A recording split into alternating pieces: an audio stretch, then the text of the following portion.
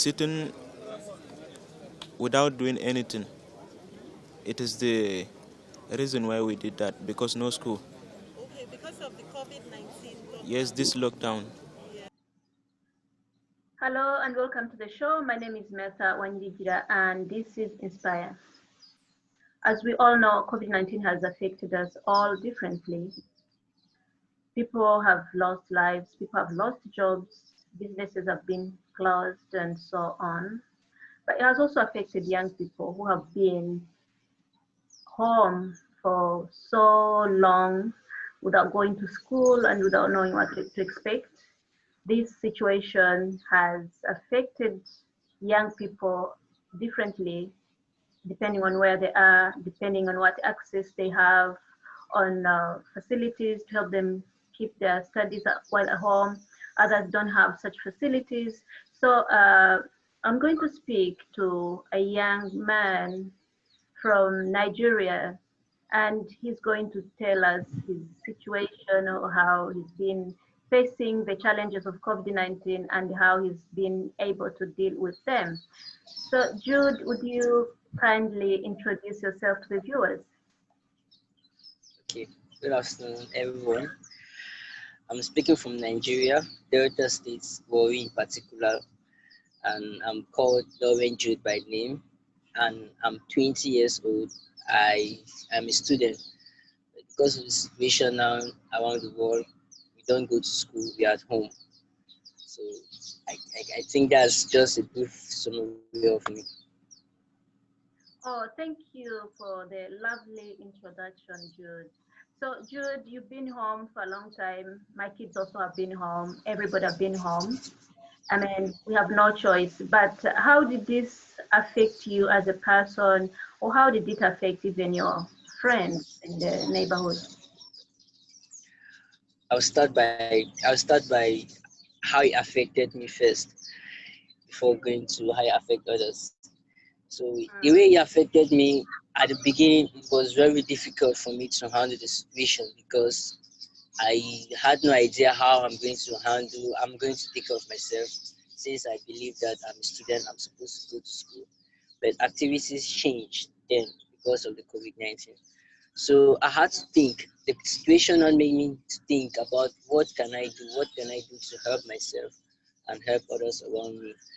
And I saw this opportunity of making known a small scale enterprise popular.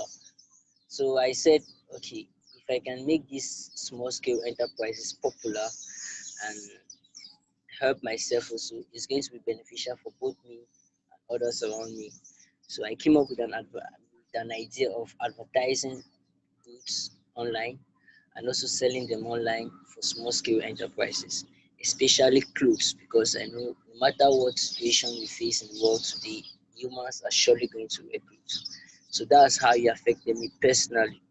And although I'm still starting up the business, it's difficult for the meantime. I'm trying to have fun. I'm trying to meet up with things, but I know I'm going to succeed with it. Time. And about others, let me talk about now others, how it affects others now.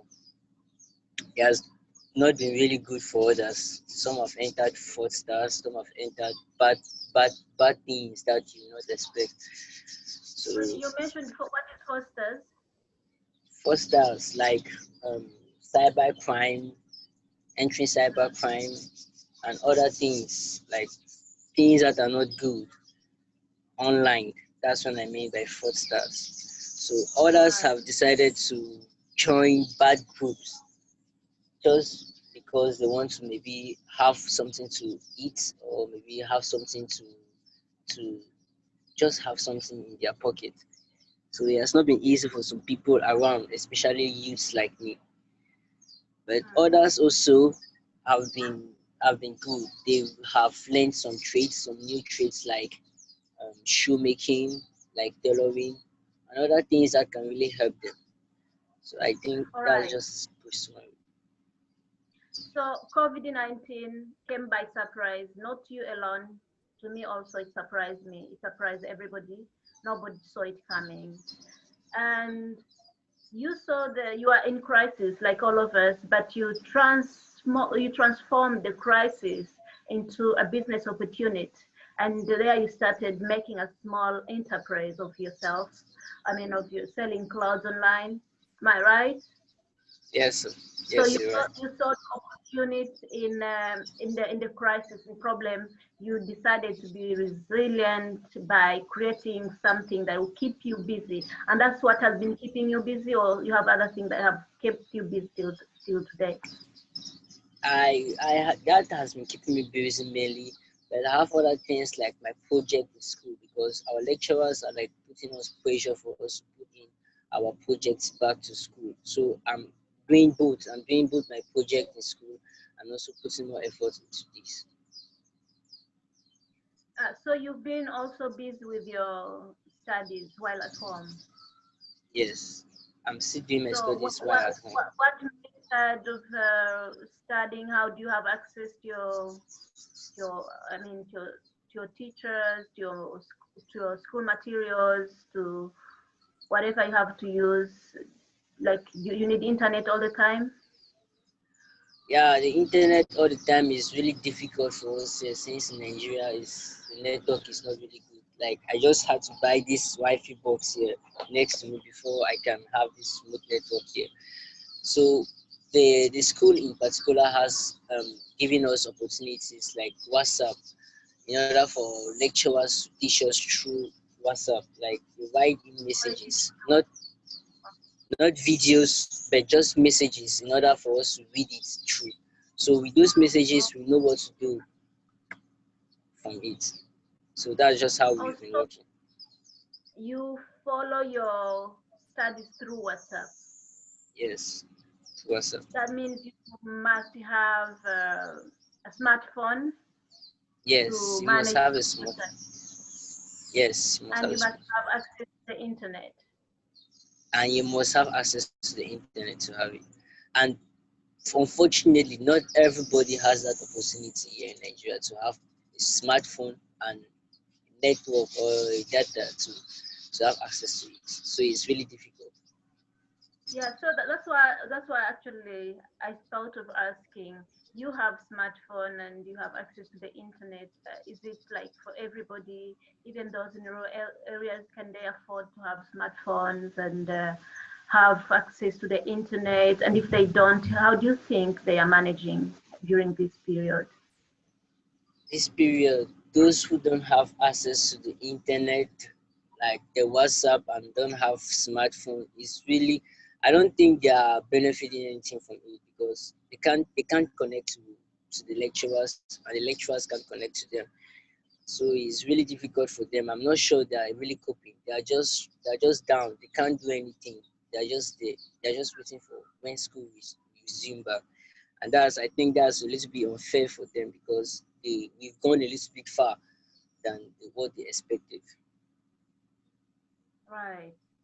So it must be very difficult for them. And obviously, staying at home, no plan of what to do next, and you have obviously no facilities to allow you to follow your online studies.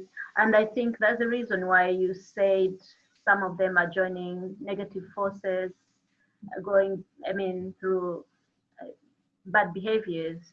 Could that be the Yes, reason why? yes, yes. That's the reason why. I think that should be one of the reasons why.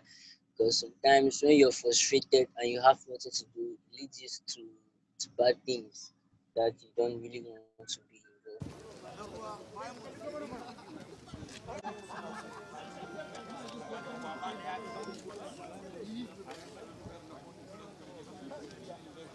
They are suspecting us that we kidnap Who did you kidnap? just a small boy at our area. How did you I'm not the one who kidnapped him. They just tell me, I just know that they kidnapped him. Okay, so what was your conversation? 1 minute.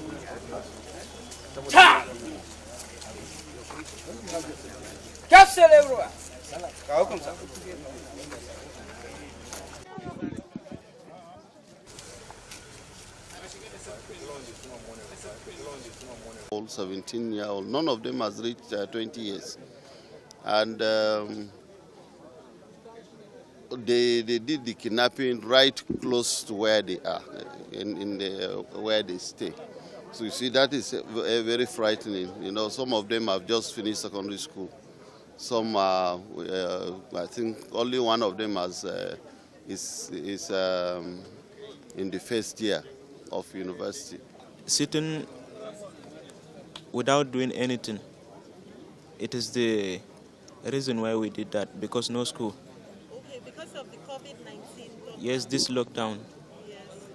That what make us decided that we need the money to start a business, because we don't know the day of resuming of school.